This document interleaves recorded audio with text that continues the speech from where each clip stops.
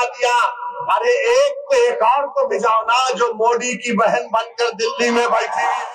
ভারতীয় মুসলিম রাজনীতিবিদ এবং অল ইন্ডিয়া মজলিস ইত্তেহাদুল মুসলিমিনের নেতা আসাদুদ্দিন ওয়াইসি বলেছেন, দিল্লিতে মোদির বোন সেজে যে শেখ হাসিনা বসে আছে তাকে বাংলাদেশে ফেরত পাঠান। হিন্দুত্ববাদী সংগঠনগুলোর চাপে এবছর আইপিএলে খেলতে পারবেন না pacer Mustafizur Rahman. Kolkata night Riders নিলামে কিনলেও তাকে বাদ দিয়েছে দলটি। এই ঘটনার পরিপ্রেক্ষিতেই একথা বলেন ওয়াইসি। রোববার এক জনসভায় বক্তব্য দিতে গিয়ে ওয়াইসি বলেন, হিন্দুত্ববাদীরা মহারাষ্ট্র ও মুম্বাইয়ের মানুষকে বলছে তারা বাংলাদেশিদের তাড়িয়ে দিয়েছে। তাহলে আরেকজনকে বাংলাদেশে ফেরত পাঠান যে দিল্লিতে মোদির বোন সেজে বসে আছে।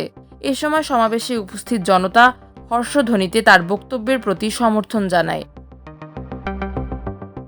ওয়াইসি উপস্থিত জনতাকে উদ্দেশ্য করে বলেন, যদি তারা চান হাসিনাকে বাংলাদেশে পাঠানো হোক তাহলে স্লোগান দিতে।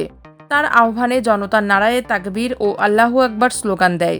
পরে দেশটির প্রধানমন্ত্রী মোদিকে উদ্দেশ্য করে বলেন, মোদিজি, এই আওয়াজ শুনুন, তাকে নিয়ে যান, তাকে বের করে দিন, তাকে বাংলাদেশে ফেরত পাঠান। জলগাঁওয়ে এক মুসলিমকে হত্যার কথা তুলে ধরেন ওয়াইসি। তিনি বলেন, জলগাঁওয়ের যে সন্তানকে হত্যা করা হয়েছে তাকে নিয়ে কেন আপনারা ক্ষুব্ধ হন না, মোদিজি, ফাডনাভিসজি। ওয়াইসি বলেন, 2014 সালে মোদি সরকার ক্ষমতায় আসার পর প্রথম যে দাবিটি উঠেছিল তা ছিল পুনেতে মহসিন শেখের হত্যাকাণ্ডের বিচার। আবার জলগাঁওয়ে সুলেমান পাঠানকে তার নিজের বন্ধুরাই পিটিয়ে হত্যা করে শহীদ করে দিল।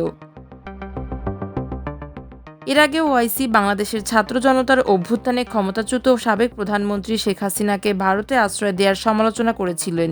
গত বছরের সেপ্টেম্বরের তৃতীয় সপ্তাহে বিহারের পূর্ণিয়ায় এক নির্বাচনী সমাবেশে প্রধানমন্ত্রী নরেন্দ্র মোদী অভিযোগ করেন, কংগ্রেস ও রাষ্ট্রীয় জনতা দল বিহারে তথাকথিত বাংলাদেশি অনুপ্রবেশকারীদের আশ্রয় দিচ্ছে। এই অভিযোগের জবাবে ওয়াইসি বলেন, বিহারে কোনো বাংলাদেশি নেই, বিশেষ করে সীমাঞ্চল এলাকাগুলোতে, যেখানে আগের নির্বাচনে তার দল ভালো ফল করেছিল।